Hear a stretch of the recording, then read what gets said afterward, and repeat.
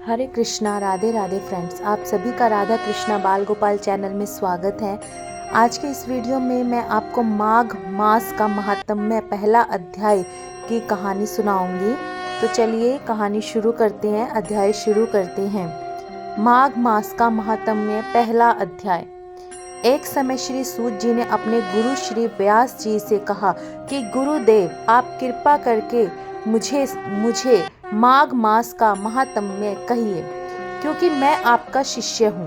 व्यास जी कहने लगे कि रघुवंश के राजा दिलीप एक समय यज्ञ के स्नान के पश्चात पैरों में जूते और सुंदर वस्त्र पहनकर शिकार की सामग्री से युक्त कवच और शोभायमान आभूषण पहने हुए अपने सिपाहियों से घिरे हुए जंगल में शिकार खेलने के लिए अपनी नगरी से बाहर निकले। उनके सिपाही जंगल में शिकार के लिए मृग, व्याघ्र, सिंह आदि जंतुओं की तलाश में इधर उधर फिरने लगे। उस वन में वनस्थली अत्यंत शोभा को प्राप्त हो रही थी।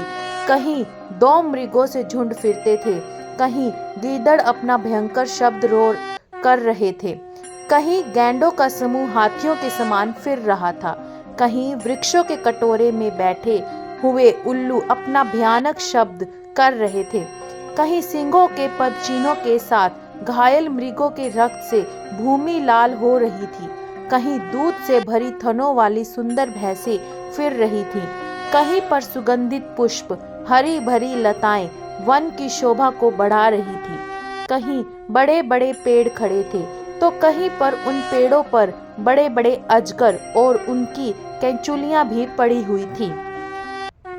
उसी समय राजा के सिपाहियों के बाजे की आवाज सुनकर एक मृग वन में से निकलकर भागने लगा और बड़ी बड़ी चौकड़ियां भरता हुआ आगे बढ़ा।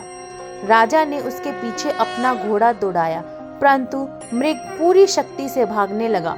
मृग कांटेदार वृक्षों के एक जंगल में घुसा और राजा ने भी उसके पीछे वन में प्रवेश किया, परंतु दूर जाकर मृग राजा की दृष्टि से ओझल हो निकला। राजा निर्जन वन में अपने सैनिकों सहित प्यास के मारे अति दुखी हो गया। दोपहर के समय अधिक मार्ग चलने से सैनिक थक गए और घोड़े रुक गए। कुछ देर बाद राजा ने एक बड़ा भारी सुंदर सरोवर देखा, जिसके किनारों पर घने वृक्ष थे। इसका जाल सज्जनों के हृदय के समान स्वच्छ और पवित्र था।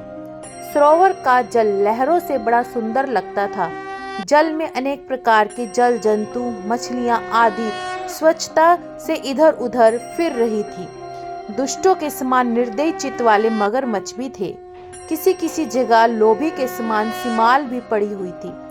जैसे विपत्ति में पड़े हुए लोगों को दुखों से हरने वाले दानी पुरुष के समान यह सरोवर अपने जल को सबको सुखी करता था।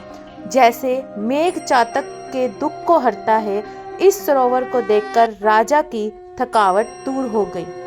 रात्रि को राजा ने वहीं विश्राम किया और सैनिक पहरा देने लगे और चारों तरफ फैल गए। राजा के अंतिम समय में शुकरों के एक झुंड ने आकर सरोवर में पानी पिया और कमल के झुंड के पास आया।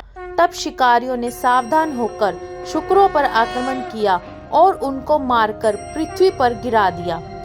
उस समय सब शिकारी कोलाहल करते हुए बड़ी प्रसन्नता के साथ राजा के पास गए और राजा प्रभात हुआ देखकर उनके साथ ही अपनी नगरी की तरफ चल पड़ा, जिसका शरीर तपस्या और नियमों के कारण बिल्कुल सूख गया था, जो मृगछाला और वल्कल पहने हुए था और नख, रोम तथा केश धारण किए हुए था। राजा ने ऐसे घोर तपस्वी को देखकर बड़े आश्चर्य से उसको प्रणाम किया और हाथ जोड़कर खड़ा हो गया। तपस्वी ने राजा से कहा कि हे राजन, इस पुण्य शुभ माघ में इस सरोवर को छोड़कर तुम यहाँ से क्यों जाने की इच्छा करते हो? तब राजा कहने लगा कि महात्म, मैं तो माघ मास में स्नान के फल को कुछ भी नहीं जानता। कृपया करके आप मुझे विस्तार से बताएं।